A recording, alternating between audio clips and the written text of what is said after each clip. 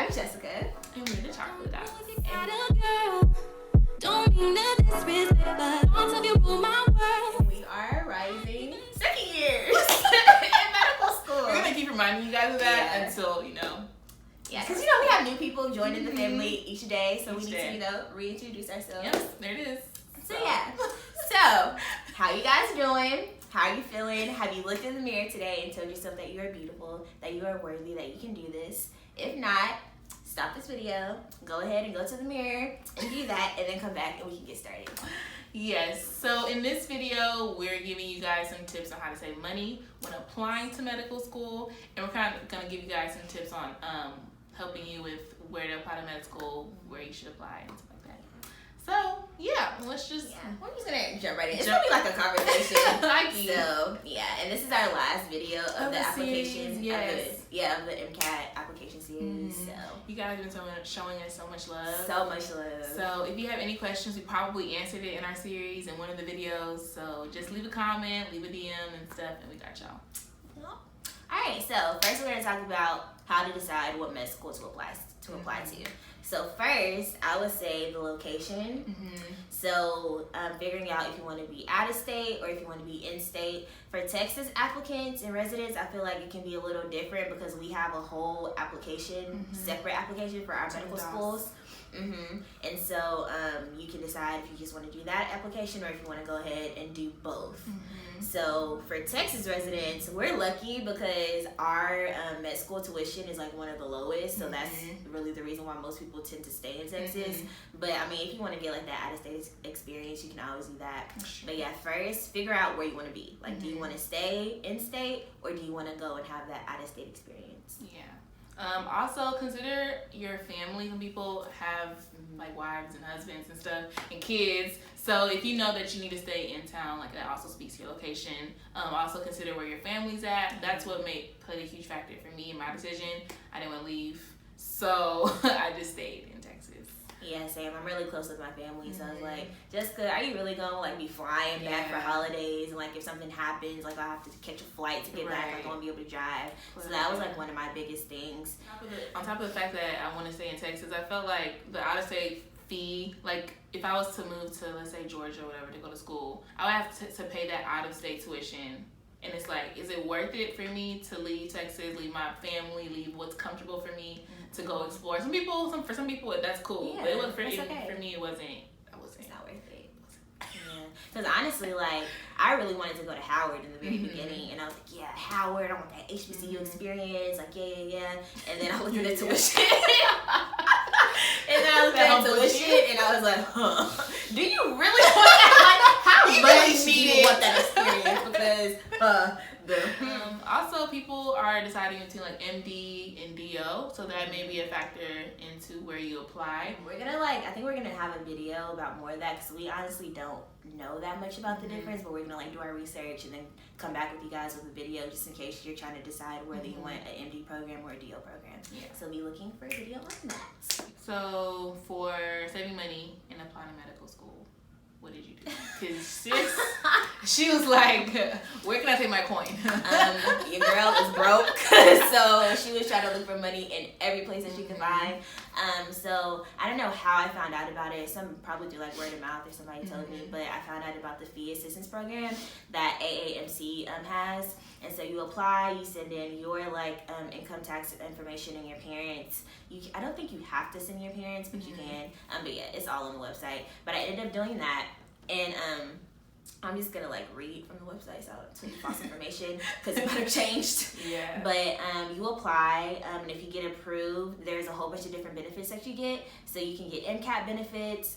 So you can get your MCAT at a reduced price. So the price now for the MCAT is $315. If you get accepted into the fee assistance program, you can get it at $125, which is amazing. Especially if you took it twice. Yes. Like I did. So that's amazing. You also get the official guide to the MCAT exam. You get 2 practice exams from AAMC. You get the section bank from AAMC, which just has a whole bunch of questions from each different section of the MCAT.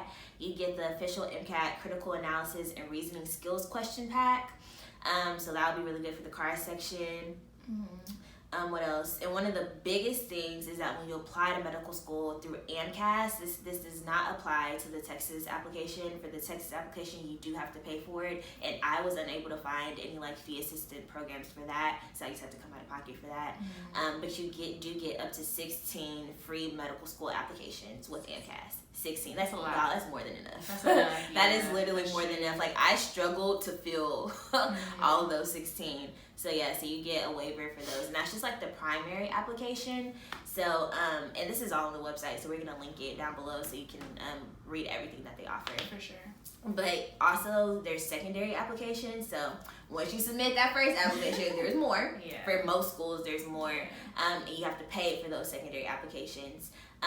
So with the fee assistance program, sometimes it'll apply to the secondary applications and sometimes it won't. If it doesn't, or even if you didn't get approved for the fee assistance program, I would call, email the schools that you want to do secondary applications for, ask them if they have like a personal fee waiver or if they can like do something reduced, like see what they can do for you, and more likely than not, they'll be able to help you and either get it free or get it at a reduced rate. So don't be shy.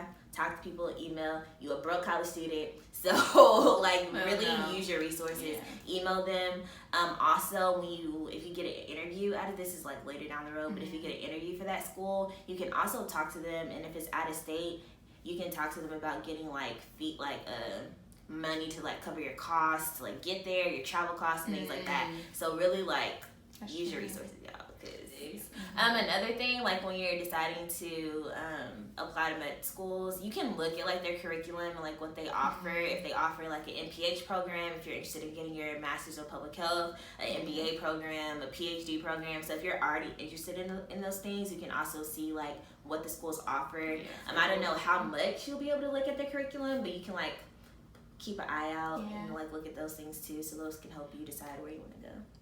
100%. But we're gonna have a more detailed video about like curriculum and stuff in our interview series. Yeah. So, keep an eye on that. So yeah, I think that's pretty much all we had for this. That was gonna be more, but I think our gym is gonna be. I feel like we covered the basics. We have a gym for y'all. This gym is gonna be a little lengthy because it requires for you guys to be tuned in. Okay. Tune in. So our gym.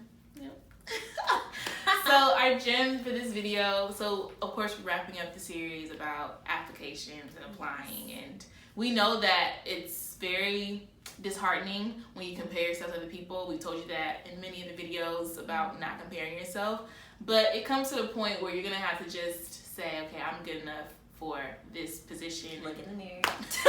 I'm good enough for this position, and you just have to click submit. There's no you cannot let any of the barriers like money or your pride or your support system. Like if you don't have any of those things, you have to depend. It's gonna be you and God. Like just close your eyes. That's it. It's really that simple, y'all. Like it's that simple. That is what I did. I clicked that button with faith. That all you need is the size of a mustard seed. I had the size of a mustard seed. I clicked that button. I was like, God, if this is for me, then it's for me, and you're gonna make it happen. So I clicked that button, and everything else just fell into place. And you just feel such like this when I clicked it. You feel like relief. You're like, oh Jesus, I ain't gotta do this no more. Like I ain't gotta contact nobody else. Right. Like no recommendation letters. I ain't gotta do my personal statement edits no more. Like when it's done, when it's in there, it's done. And you just can't do nothing. You can't do nothing else. It's not in your hands anymore. So just let it go. Let go. Let go. Okay. So speaking towards like support systems, I know a lot of people, or I've met some people who do not have people who support them. Like I know a lot of minorities, we have a culture where we don't understand the importance of higher education, or we weren't raised in that way to understand it. Some of us weren't. So I think that it becomes very difficult when you don't have people in your corner pushing you when you don't believe in yourself. That gets harder to push through the pre-med journey if you don't have support. So I think that you have to remember why you want to do it for yourself. Because at the end of the day, no one else is going to go to med school for you. No one's going to apply for this application for you. And you have to really be certain that you want to do this, because not everyone is going to support you. Like, that's just the hard truth. Yeah. So you have to remember that. And like I said, like, you have to have faith in yourself and in God that you can do this. Because if this is what's meant for you, it's going to happen.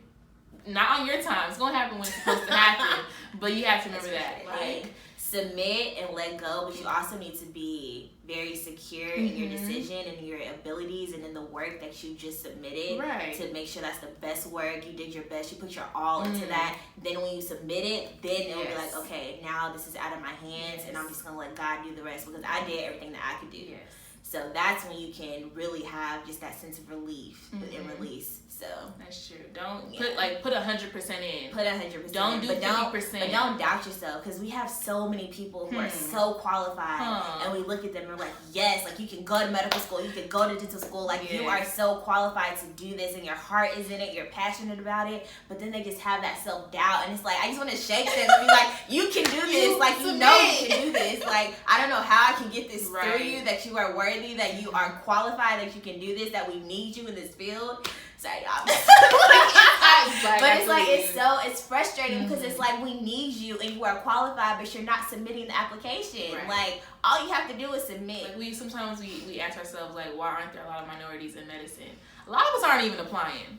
That's the number one problem. Okay, hit them with the stats. Sis. Hit them with the stats. Like I was looking at stats earlier today, and I realized that a lot of the Black and African American population, a lot of us are not applying to medical school. So we have the Black women who are submitting applications, are about 3,000 in 2017, and then the Black men is like 1,500.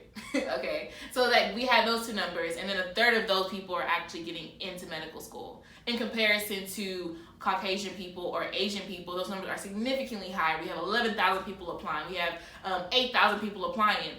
We don't have those numbers in comparison. 11,000.